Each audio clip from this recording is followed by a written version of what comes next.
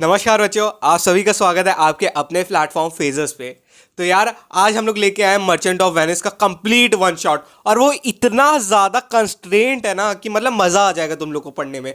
इतना छोटा सा वन शॉट है, इसमें पूरा मर्चेंट ऑफ वेनिस मैंने तुम लोग का कवर कर रखा है। ठीक है, पूरा तुम लोग को मज़ा आएगा। बस 2x स्पीड में लगा लेना है तुम लोग को और पूरा सुनते जाना है आराम से। बस ये जैसे मेरा इंट्रो खत्म होगा तुम लोग तुरंत 2x स्पीड में लगाना और पूरा मर्चेंट ऑफ वेनिस सुन डालना। इसके साथ मैं तुम लोग को पीडीएफ भी दे रहा हूँ कि जितनी भी समरी है और जो कैरेक्टराइजेशन है, ठीक है, इसकी समरी तुमको मेरे टेलीग्राम चैनल पे मिल जाएगा। वो जरूर पढ़ लेना इसके बाद, क्योंकि तुमको बहुत ज्यादा हेल्प होगी। जो बच्चा पहली बार पढ़ रहा है एक बार इसको पढ़ना, एक बार समरी पढ़ लेना। जो बच्चा 3-4 बार पढ़ चुका है दोबारा एज अ क्रिस्प फॉर्म में देखना चाह रहा है, ये वीडियो कंप्लीटली तुम्हारे लिए है। तो बच्चों ये जो सीन है हम लोग का, ये सेट किया गया है स्ट्रीट ऑफ वेनिस में। जगह आप लोग मार्क कर लेगा क्योंकि जगह इंपॉर्टेंट होती है।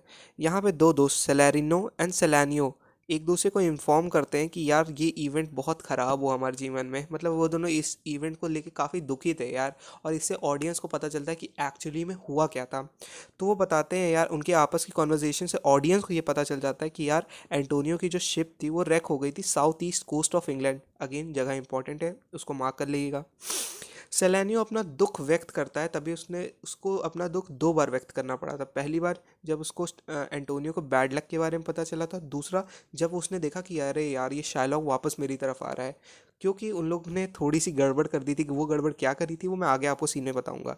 तो जैसे ही शाइलॉक उनके पास पहुंचता है, वो उनको उन दोनों को ही अक्यूज़ करता है, सेलेरिनो को और सलानियो को, दोनों को अक्यूज़ करता है कि वो जेसिका की इलोपमेंट में हेल्प कराए थे। इलोपमेंट क्यों हुई थी वो आगे के सीन्स में आपको पता चल जाएगा। पर वो उन दोनों को कुछ ज़्यादा बोल नहीं पाता है, क्योंकि वो दोनों कंटिन्यूसली उसका मजाक उड़ाने लगते हैं कि मनी लेंडर है, ये है वो है, फलाना ढिमकाना करता रहता है। बेटा सेलानियो और सेलेरिनो कंटिन्यूसली शाइलॉक को मॉक कर रहे थे, क्योंकि उनकी बेटी जेसिका जो थी वो घर से भाग गई थी और काफ़ी ज़्यादा हीरे जवाहरात 2000 डकेट्स लेके ये सब भाग गई थी अपने घर से। लेकिन जो शाइलॉक था वो अपनी बेटी के लिए नहीं चिंता कर रहा था। उसको चिंता हो रही थी यार उसने मेरे इतने सारे पैसे लेके चली गई। ऑलरेडी मैं इतना लोगों को पैसा दे रहा हूँ और प्लस वो मेरे पास से इतना ज़्यादा पैसा लेके चली गई। तो इससे मुझे उसका, हम लोग को मतलब उसका क्रूअल नेचर पता चल जाता है कि वो असली में कैसा है। थोड़ी देर बाद सेलेरिनो शार्लॉक को बताता है कि यार तुमको पता है एंटोनियो का तो शिप का लॉस हो गया, शिपरेक हो गया मतलब उसका। तो यार ये न्यूज़ जैसे ही शार्लॉक को पता चली वो सुन के बहुत ज़्यादा खुश हो गया यार। वो मतलब उसका ऐसा हो गया सीन कि वो नाचने लगा।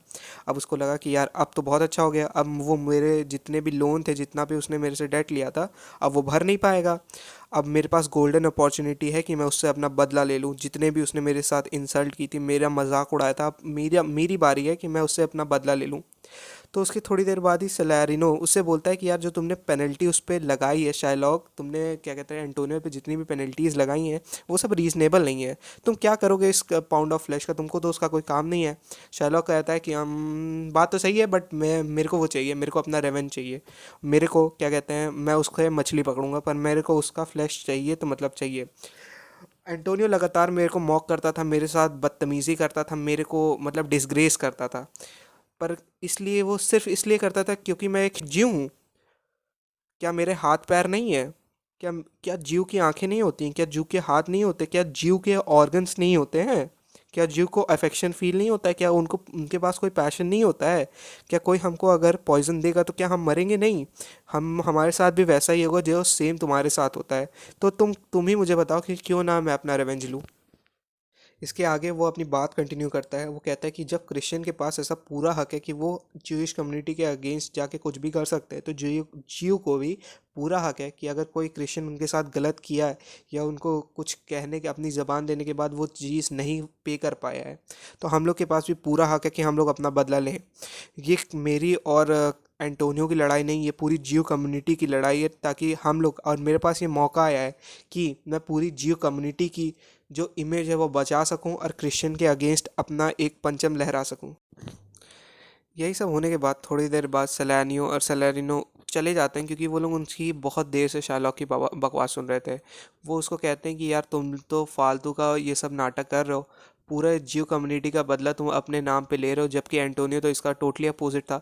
तुम मनी लेंडिंग करते थे एक्स्ट्रा इंटरेस्ट लेने की वजह से, इसीलिए वो हमेशा तुमको क्या कहते हैं तुम्हारे ऊपर मजाक उड़ाता था या तुम्हारे लिए उल्टा सीधा बातें बोलता था जो तुम गलत करते हो, तो इसीलिए वो बोलता था। खैर ये सब बोलने के बाद वो दोनों वहाँ से चले गए थे, और जैसे ही वो लोग गए वहाँ पे ट्यूबल आ गया था। ट्यूबल शाइलॉक का एक दोस्त था।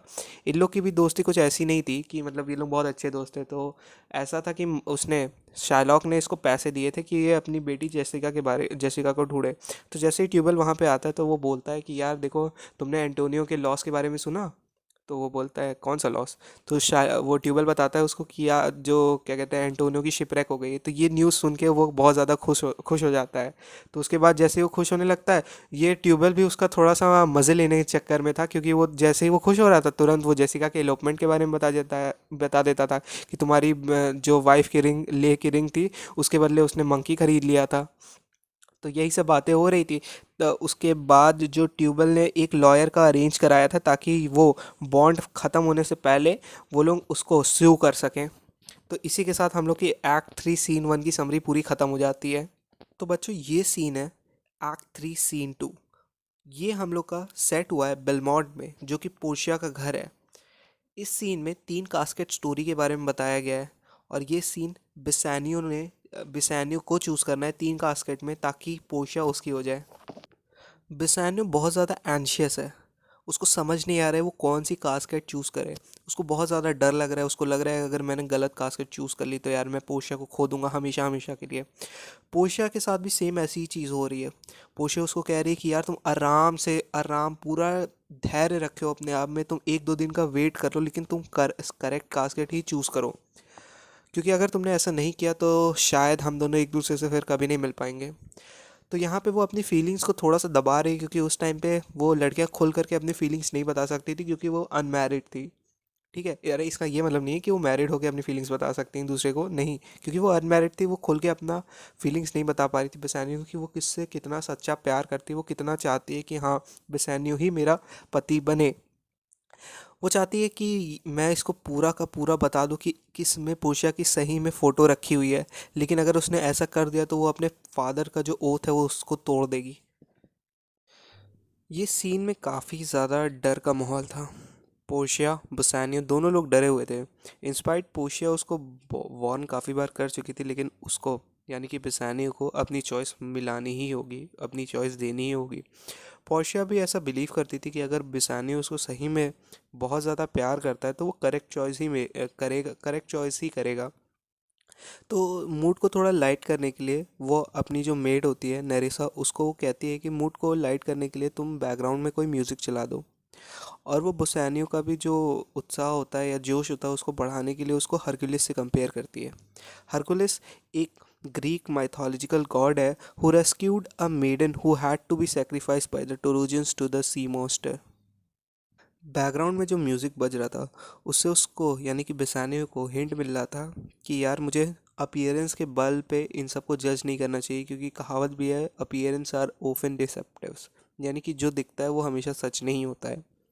जब उसने सबसे पहले गोल्ड की कास्केट देखा तो उसने तुरंत ही उसको रिजेक्ट कर दिया, क्योंकि उसको लगा कि यार इतना ज़्यादा चमक और ये सब चमक धमक इस पे सूट नहीं करता है। प्लस कॉमन वो जो सिल्वर था, सिल्वर तो काफ़ी ज़्यादा कॉमन होता है, इसलिए भी उसने रिजेक्ट कर दिया था। पर जैसे ही उसने लेड कास्केट देखा उसको ये बहुत ज़्यादा अट्रैक्टिव लगी। उसको लगा कि यार ये कितना सिंपल है, मुझे कितना सिंप्लिसिटी इसको शो कर रहा है, प्लस जो ये बाहर से दिख रहा है अंदर से उतना ही ये प्यारी चीज़ है। तो उसने तुरंत ही लेड कास्केट को चूज़ कर लिया।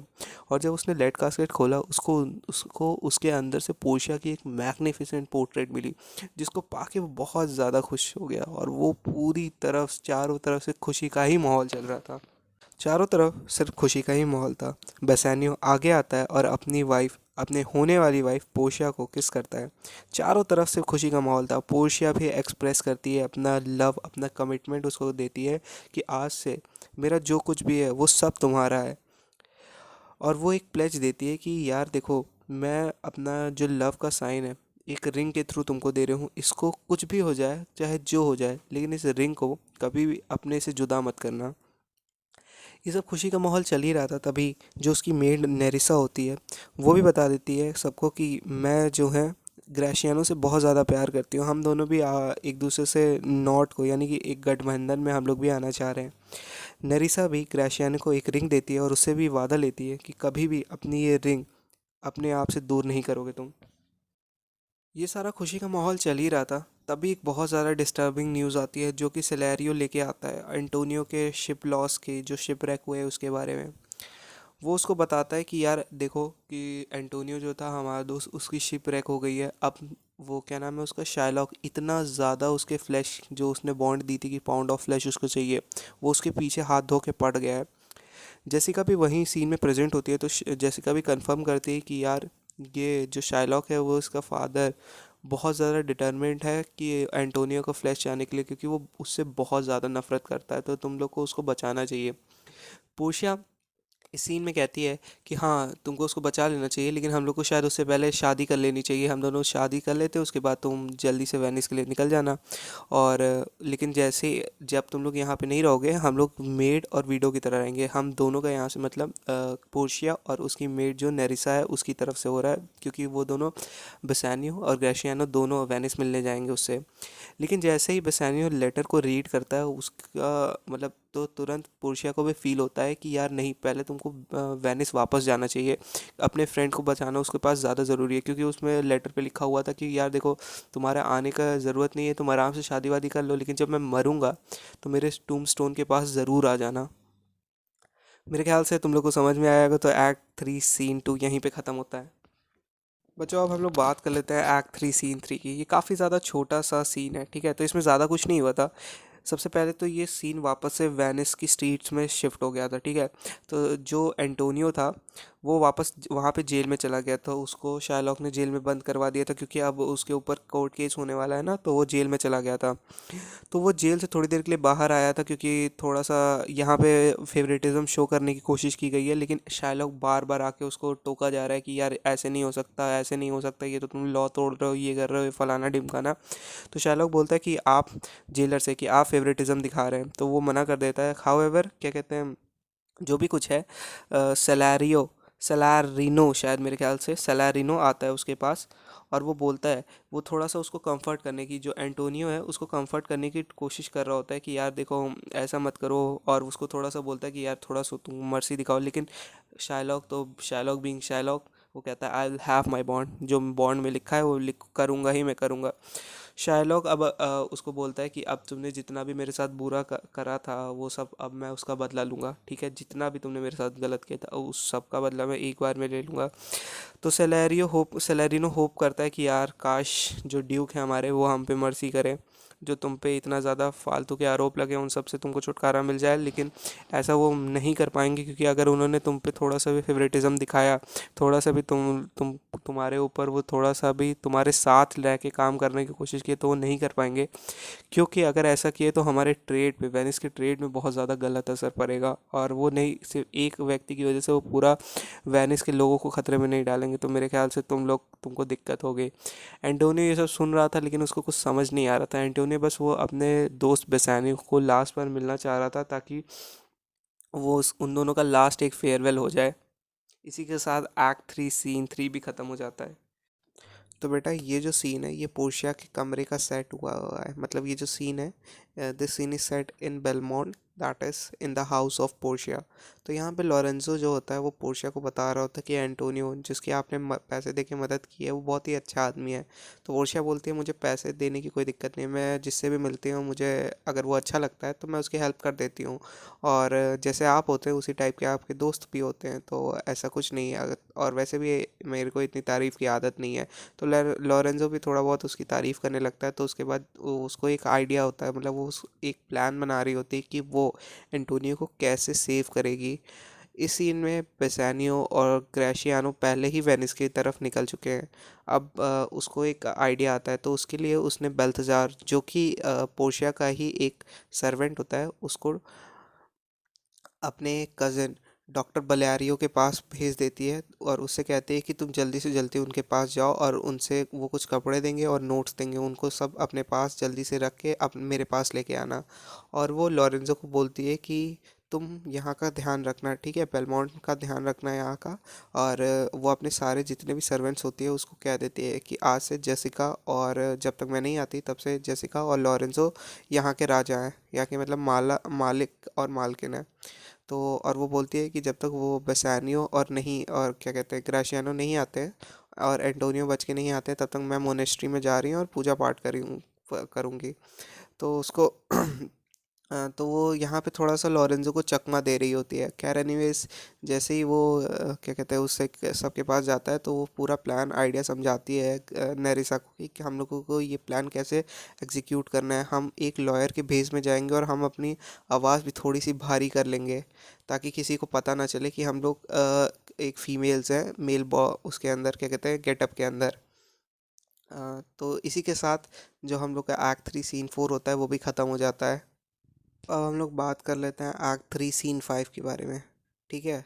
तो इसमें जो होता है लॉन्सलॉट गोगो, लॉन्सलॉट जो होता है पहले शार्लॉक का नौकर होता है, उसके बाद लेकिन उसने शार्लॉक को छोड़ दिया था और वो पिसानियो का सर्वेंट आके बन गया था। यहाँ पे इस सीन में वो थोड़ी सी टांग खिंचाई होती है, हम लोग को हर जगह टांग खिंचाई दिखती है। सबसे पहले जो लॉन्सलॉट होता है वो जेसिका से कहता है कि जो हमारे पेरेंट्स जो जितने भी सिंस यानी जितने भी कुकर्म करते हैं उसका फल बच्चों को झेलना पड़ता है। तो जेसिका यहाँ पे थोड़ी टेंशन में आ जाती है, वो बोलती है कि हाँ ऐसा नहीं है, हमेशा ऐसा नहीं होता है।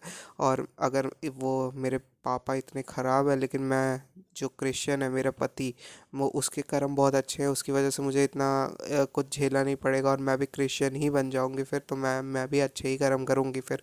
तो लॉन्सलॉट कहता है अगर सब लोग क्रिश्चियन ही बन जाओगे तो पोक के प्राइसेस बहुत ज़्यादा बढ़ जाएंगे, क्योंकि क्रिश्चियंस होते हैं वो पोक खाते हैं। और लॉन्सलॉट को भी यहाँ पे थोड़ा सा ह्यूमर ऐड करने का कोशिश कर रहा है कि थोड़ा सा सब हंसे या टांग खिंचाई हो, यही सब होता है, बात होने लगती है। तभी वहाँ पे लॉरेंजो आ जाता है। लॉरेंजो उसको थोड़ा सा पसंद नहीं करता क्योंकि वो हमेशा हंसी मजाक के ही मूड में होता है। और वो बोलता है कि हमेशा जो इंसान हमेशा इसी मूड में होता है वो कभी सीरियस नहीं होता, वो लाइफ में कुछ नहीं कर पाता है। तो उसके बाद थोड़ी देर के बाद वो जैसे ही वो जेसिका के पास जाता है और जेसिका से ओपिनियन मांगता है कि तुमको बेसानियो की वाइफ के बारे में कैसा लगता है, तुमको अब अगर ओपिनियन देना हो तो तुम क्या बोलोगी। तो वो फिर जो जेसिका होती है वो पोर्शिया की बहुत ज़्यादा तारीफ़ करने लगती है, बोलती है कि ऐसी वुमेन मैं आज तक नहीं देखी, वो बहुत ही अच्छी है, वो सबकी मदद करती है।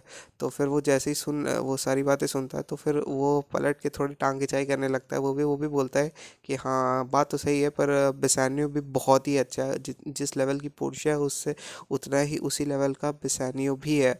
और बेसानियो के साथ साथ वो अपनी भी तारीफ़ करने लगता है, बोलता है कि हाँ देखो तुमको भी कितना अच्छा पति मिला है कि वो तुम्हारी सारी बातें मानता है और वो क्रिश्चियन भी है।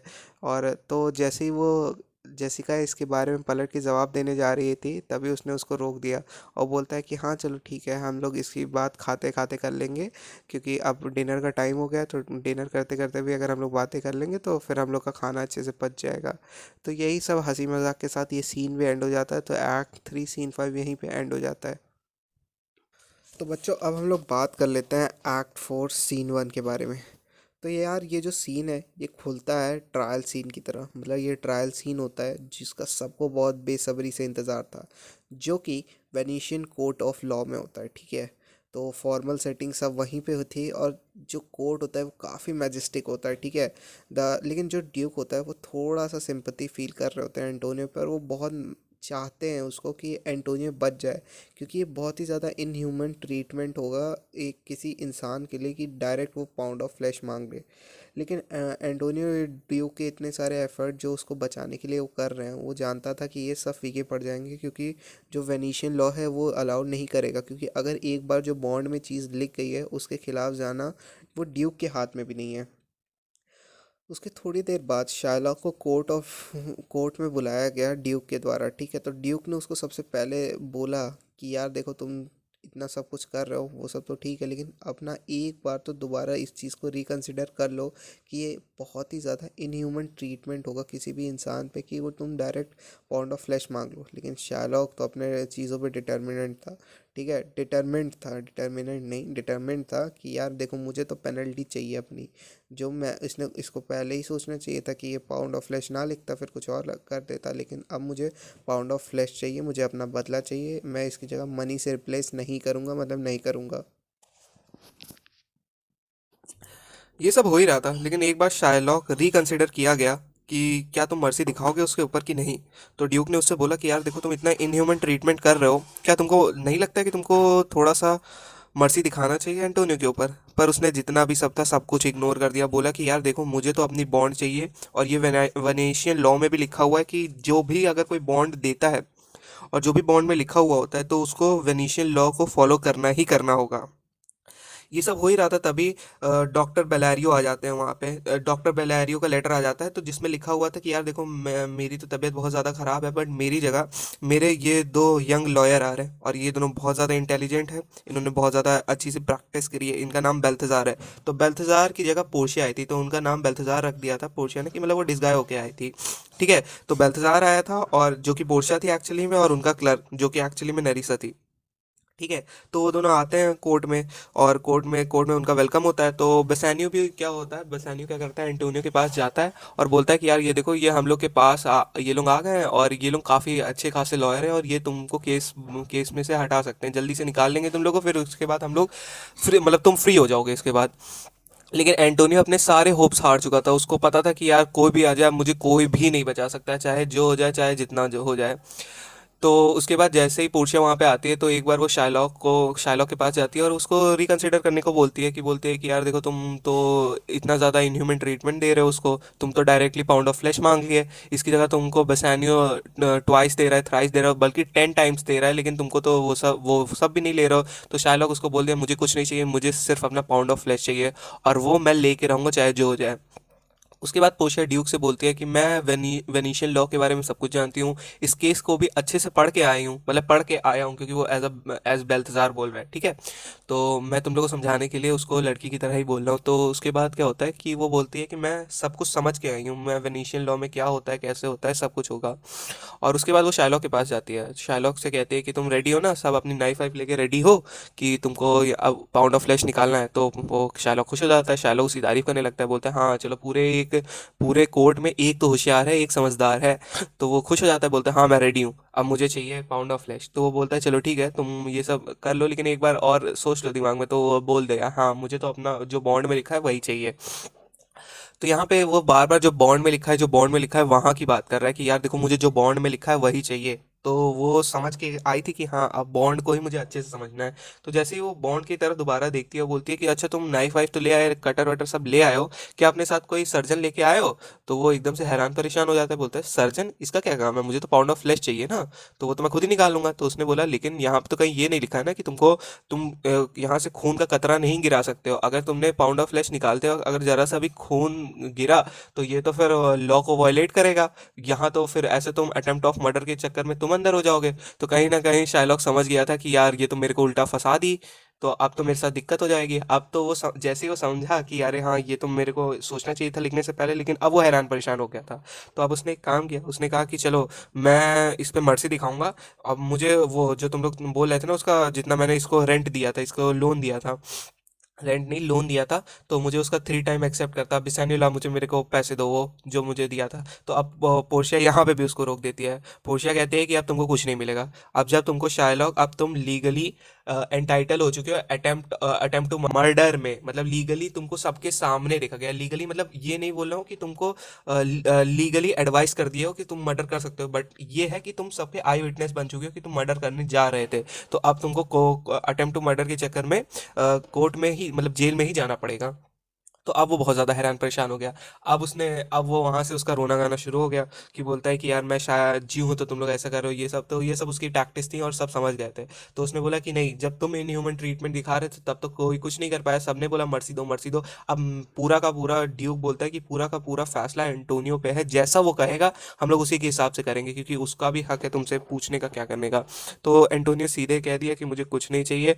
लेकिन पोर्शिया एज अ लॉयर जो उसकी आई थी, उसने बोला कि जो तुम्हारी हाफ वेल्थ है, हाफ वेल्थ वेनिस के स्टेट को जाएगी हेल्प करने के लिए, और फिर हाफ वेल्थ एंटोनियो के पास जाएगी। तो एंटोनियो ने उसको मना कर दिया। एंटोनियो ने कहा कि जो इसकी बेटी है वो इससे एकदम ही अपोजिट नेचर की, वो बहुत ज़्यादा अच्छी है जेसिका, और उसकी शादी मेरे एक दोस्त लॉरेंजो के साथ हुई है। तो जैसे ही ये शाइलॉक मर जाएगा, उसके आधी वेल्थ जेसिका और लॉरेंजो के पास चली जाएगी। यही सब हो रहा था, और पूरे अब वो जैसे एंटोनियो बच गया तो पूरे टाइम मतलब बसानियो जितने भी लोग थे सब बहुत ज़्यादा खुश हो रहे हैं, सबको लग रहा है हाँ मेरा दोस्त बच गया, अब तो कोई टेंशन नहीं है। तो अब तो जैसे ही ये सब ख़त्म हुआ तो ड्यूक ने उन दोनों लॉयर्स को इनवाइट किया, उन दोनों लॉयर्स को इनवाइट किया कि आओ हम मेरे घर में डिनर की पार्टी है, तुम लोग सब लोग आ जाना। तो उन्होंने वहाँ पे भी मना कर दिया। बेसानियो ने उनको पैसे ऑफर किए लेकिन बेसानियो का भी ऑफर उन्होंने रिजेक्ट कर दिया। तो वो बहुत ज़्यादा प्लीड कर रहा था कि यार मेरे से कुछ ले लो, कुछ ले लो, कुछ आप लोग हम लोग को इतना कुछ, हम लोग के फ्रेंड को बचाए हो तो कुछ आप लोग ले सकते हो। तो वो बहुत ज़्यादा प्लीज़ करने के बाद उन्होंने क्या किया, उन्होंने क्या कहते हैं जो रिंग दी थी पोर्शिया ने, तो वो ले लिया। तो पोर्शिया ने अपनी जो रिंग बिसाने को दी थी वो ले लिया और नेरिसा ने भी वही रिंग मांग ली, बोली कि मुझे कुछ नहीं चाहिए, बस अगर तुम लोग ये रिंग दे सकते हो दे सकते नहीं हो, मुझे अब ये रिंग चाहिए क्योंकि अब ये बहुत ज़्यादा अच्छी लग रही है, वैल्यूएबल, थोड़ा मैनिपुलेटिव नेचर का मतलब मैनिपुलेट किया जा रहा था उन लोग को। ठीक है। तो यहाँ पे एंटोनियो भी बोल देता है कि यार ये रिंग ही तो है, दे दो इसको। बेसानियो थोड़ा सा हिचकिचा रहा था लेकिन उसके बाद उसने को अपने दोस्त की शक्ल याद आई, बोले कि हाँ यार इसने मेरे दोस्त को बचाई, इसके लिए तो कुछ भी छोटा से छोटा है। अब ये रिंग की बात यही हुई थी ना कि रिंग अगर अपार्ट हो गई तो हम लोग की शादी भी टूट जाएगी, तो बेसानियो देना नहीं चाह रहा था लेकिन बहुत खराब मन से उसने उसको दे दिया। तो वो दोनों रिंग लेके यानी कि नरिसा और पोर्शिया रिंग लेके वहां से चले गए और इसी के साथ एक्ट 4 सीन 1 भी खत्म हो गया। तो बच्चों अब हम लोग बात कर लेते हैं एक्ट 4 सीन 2 के बारे में। ये वाला सीन जितना भी है थोड़ा सा ह्यूमर ऐड करने की जो टांग खिंचाई वाली बात है ना, यहाँ पे फिर से उस सबको देखा जाएगा लेकिन इस बार पोर्शिया और नेरिसा अपने हस्बैंड्स के साथ करेंगे। ठीक है। तो ये सीन सेट हुआ था वही एक्सटेंशन ऑफ प्रीवियस सीन में, मतलब ये स्मॉल सीन है, छोटा सा सीन है और ये पुराने सीन है वहीं पे सेट हुआ था। तो पोर्शिया क्या करती है कि स्ट्रीट ऑफ वेनिस पे वापस जाती है और नेरिसा से बोलती है कि शाइलॉक के घर जाओ और उसके सिग्नेचर ले लो कि जितनी भी प्रॉपर्टी बची हुई है शाइलॉक के पास वो सब जेसिका और लॉरेंजो की है। तो पोर्शिया और नेरिसा फिर डिसाइड करते हैं कि बेलमोंट पहुंचना है मुझे अपने पतियों से पहले, क्योंकि यार अगर वो लोग पहुंच जाएंगे तो हम उनको सब कुछ पता चल जाएगा। तो ग्रेशियानो और बेसानियो उसके पास वापस आते हैं और वो लोग हिचकिचाते हुए अपनी रिंग उसको दे देते हैं। तो अब उनके दिमाग में प्लान बन जाता है कि हाँ चलो अब इन लोगों से मैंने रिंग ले ली है, अब हम लोग घर जाके जैसे ही घर जाएंगे अब अपने पतियों से हम लोग लड़ेंगे, क्योंकि अब हम लोग उनको अक्यूज़ करेंगे कि उन्होंने किसी यंग वुमेन के चक्कर में हम लोग की रिंग उन लोग को दे दी है, क्योंकि वो हम लोग से ज़्यादा खूबसूरत होंगे और उन्हीं का ऐसे हंसी मजाक उड़ाएंगे। तो यही सब सोच के वो जल्दी से वो सब कुछ लेती है और डिनर के लिए बुसानियो बोलता है कि आप लोग हमारे घर डिनर पे आएंगे, लेकिन वो बसानियो वो क्या कहते हैं पोर्शिया मना कर देती है कि नहीं हम लोग के पास टाइम नहीं है, हम लोग को कहीं जाना है जल्दी से। तो वो लोग वहाँ से चले जाते हैं जल्दी से ताकि वो लोग बेलमोंट पहुँच जाए। तो इसी के साथ ये सीन भी ख़त्म हो जाता है। तो बच्चों अब हम लोग बात कर लेते हैं लास्ट एक्ट की, that is act 5 scene 1। Basically एक ही सीन है इसमें। ठीक है। तो यार इसमें क्या हुआ था, ये फुल ऑफ रोमांस सीन है, इसमें हर चीज़ को रोमांटिसाइज किया गया और ये दो पार्ट में मतलब दो पार्ट में कैटेगराइज किया गया है। सबसे पहला लॉरेंजो और जेसिका जो थोड़ा सा उन लोग का हंसी मजाक हो रहा था, और दूसरी पार्ट जब थोड़ी टांग खिंचाई हो रही थी वो उसकी बेसानियो और ग्राशियानो की पोर्शिया और नेरिसा के द्वारा। तो सब लॉरेंजो और जेसिका वहीं पे बैठ के बात कर रहे थे, अपनी लव स्टोरी के बारे में डिस्कस कर रहे हैं, इधर उधर जा रहे हैं और मिथोलॉजिकल गॉड्स के बारे में, जो लेजेंडरी गॉड्स हैं, लेजेंडरी लवर गॉड्स हैं, उन सब के बारे में बताया जा रहा है, जैसे ट्रोलिस एंड क्रेसिडा, पायरेमस एंड थिस्बी और डीडो एंड एनीस और बहुत सारे जो और थे। देखो इन लोग जितने भी माइथोलॉजिकल गॉड्स थे इनके नाम थोड़ा तुम लोग याद रख लेना क्योंकि ये लोग इंपॉर्टेंट होते हैं। ठीक है। तो जैसे ही वो लोग बात कर रहे थे थोड़ी देर बात किए तो तुरंत थोड़ा सा आगे करने के बाद उन लोग को एक वो क्या कहते हैं सर्वेंट के द्वारा थोड़ा सा इंटरप्ट कर दिया गया कि यार देखो तो पोर्शिया और सर आप लोग देख लीजिए, पोर्शिया मैडम और नेरिसा मैडम वापस आ चुकी हैं। और जैसे ही थोड़ी देर बाद लॉन्सलॉट भी आके उसको बता दिया कि हमारे मालिक यानी उसके मालिक बसानियो भी वापस आ चुके हैं। और ये बहुत ज़्यादा अच्छी मॉर्निंग है, हम लोग अब बहुत से खुशियाँ मनाएंगे। तो जैसे ही लॉरेंजो उसके पास जाता है और वो बोलता है कि यार जैसे ही वो क्या कहते हैं लॉन्सलॉट के स्टीफेनो के पास जाता है और बोलता है कि यार जैसे ही वो लोग आएंगे थोड़ा सा तुम प्यारा सा म्यूज़िक बचा देना। तो उन लोग के जैसे ही जेसिका और लॉरेंजो वहाँ से निकलते हैं थोड़ा सा रोमांटिक मूड में और होता है लॉरेंजो, और वो थोड़ी बहुत टांग खिंचाई करता है, बोलता है कि यार ये देखो कितना अच्छा म्यूज़िक बज रहा है हम लोग के लिए, पूरा परफेक्ट पिक्चर परफेक्ट सीन है हम लोग के लिए। तो उसके बाद जैसे ही पोर्शिया और नेरिसा एंटर करते हैं वो लोग भी इस सॉन्ग को जो म्यूज़िक पीछे बज रहा है काफ़ी ज़्यादा इंजॉय करने लगते हैं। इन लोग को पोर्शिया को याद आता है कि हाँ यार ये कितना स्वीट म्यूज़िक है, मेरे पति बिसानियो की तरह ये म्यूज़िक भी उतना ही स्वीट है। तो लॉरेंसो पोर्शिया की वॉइस सुन लेता है और उसको याद आ जाता है, तो हाँ उनकी वो पहचान लेता है कि हाँ पोर्शिया मैडम वापस आ गई हैं। तो लॉरेंजो जो होता है वो उनको वेलकम करता है और वो इन्फॉर्म कर देता है कि वो पोर्शिया इन्फॉर्म करती है उन लोगों को कि यार देखो मैं मोनेस्ट्री में थी, ऐसा बिल्कुल नहीं बताना है मेरे हस्बैंड को, ठीक है। तो वो लोग सब इस बात पे एग्री करते हैं, ठीक है। तो जैसे ही अब बसानियो और ग्रेशियानो अपने दोस्त एंटोनियो को लेके वापस आ जाते हैं बेलमोंट में, ठीक है। और बेसानियो अपने दोस्त एंटोनियो को उससे मिलाता है पोर्शिया से कि ये देखो इसी यही है मेरा दोस्त, इसी की मैं बात कर रहा था कि बहुत अच्छा दोस्त है, ये सबकी मदद करता है। तो पोर्शिया उससे मिलती है, वो बहुत हाय हेलो होता है, हेलो। उसके बाद अचानक से उन लोग को एक फाइट की आवाज़ सुनाई देती है जो कि नेरिसा और क्रैशियानो के बीच में हो जा रही थी। तो ये फाइट सीन हो रहा था कि क्यों तुमने रिंग किसी और को दे दी। तो वो अक्यूज़ कर रही थी इसको कि तुमने किसी यंग वुमेन के चक्कर में ये मेरी रिंग जो मैंने बोला थी ये कभी मत हटाना अपने आप से, ये तुमने किसी और को दे दी। तो वो भी डर जाता है, बोलता है कि ऐसा कुछ नहीं यार, मैंने as a gift of token दिया है अपने वो जो क्लर्क आया था उसको, जिसने एंटोनियो की हेल्प करी है उसको निकलने में। तो वो पोर्शिया भी वहाँ पे पहुँचती है, वो भी नेरिसा का साथ देने लगती है, बोलती है कि यार ये तो जस्टिफाइड नहीं है, अगर मेरा पति भी ऐसा करता तो मैं भी उसको अक्यूज़ करती। बोलती कि हाँ तुम लोग किसी यंग लड़की की वजह से हम लोग को छोड़ रहे हो। तो उसके बाद तो जैसे ही उसने ये बात कही ग्रेशियानो ने तुरंत बोल दिया कि बेसानियो ने भी अपनी रिंग दे दी है। तो जैसे ही ये पोर्शिया को बात पता चली वो बहुत ज़्यादा गुस्से की एक्टिंग करने लगी, गुस्से की, डिसहार्टनेड की, मतलब दिल टूटने वाले की, ये सब की एक्टिंग करने लगी। बोलने लगी यार तुमने ऐसा क्यों किया, मुझे तो लगा था तुम बहुत अच्छे आदमी हो लेकिन तुम भी बाकी लोग की तरह ही निकले, तुमने भी मेरी रिंग किसी और को दे दी, अब तुम मुझसे प्यार नहीं करते, ये सब फालतू की बातें हो रही थी, ठीक है। एंटोनियो ये सब सुन रहा था। अब एंटोनियो भैया उनको फिर बुरा लगने लगा, उसको लगने लगा कि यार ये सब की वजह मैं ही हूँ, मेरी वजह से इन दोनों की वापस लड़ाई होने लगी। तो वो यार उसको सॉरी वॉरी बोलता है, पोर्शिया से बोलता है कि यार देखो मेरी वजह से ये लोग हुआ तो मुझे माफ़ कर दो, चाहे तो मुझे जो सज़ा देना है दे दो, लेकिन यार बिसानियो से अपना रिश्ता मत तोड़ो। तो यार वो थोड़ा सा जब वो समझ गए कि एंटोनियो बहुत ज़्यादा सीरियस हो रहा है तो वो पूरा सीन समझा दी कि यार देखो मैं मजाक कर रही थी, मुझे पता है, और मैं ही वो लॉयर और मैं लॉयर की तरह बन के गई थी और मेरी क्लर्क नेरिसा ही थी, ये सब बस थोड़ा सा हंसी मजाक करने के लिए था ताकि थोड़ा तुम लोग भी रिलीफ हो जाए, तुम लोग को भी थोड़ा अच्छा लगे। तो बसानियो फिर उसकी तारीफ़ करने लगा कि अरे मुझे बहुत अच्छा लग रहा है कि तुम मेरी बीवी हो, एज अ वाइफ पाके मैं पूरा धन्य हो गया। ये सब की फालतू मतलब अच्छी अच्छी बातें हो रही, फालतू नहीं, अच्छी अच्छी बातें हो रही है। इसके बाद एंड में पोर्शिया बताती है कि मैं तुम लोग के लिए एक गिफ्ट लाई हूँ। ये बात वो जेसिका और लॉरेंजो से बोल रही होती है कि मैं तुम लोग के लिए एक गिफ्ट लाई हूँ। अब वो लोग भी इसको सुन के काफ़ी अच्छा हो गया और वो गिफ्ट वही था कि शाइलॉक या प्रॉपर्टी तुम लोग की हो गई। तो इसी के साथ बेटा ये एक हैप्पी नोट के साथ सारे लवर्स एक साथ एक दूसरे से मिल गए, सब एकदम हैप्पी नोट पे ये पूरा सीन एंड हो गया। मेरे ख्याल से तुम लोग को पूरी ये जितना भी एक्ट 5 था, जितने भी पूरा मैंने मर्चेंट ऑफ वेनिस तुम लोग को समझाई है, समझ में आया होगा। ये बहुत ही क्रिस्प फॉर्म में मैंने तुम लोग को समझा दिया कि लास्ट मिनट रिवीजन में तुम लोग को बहुत ज़्यादा हेल्प करे।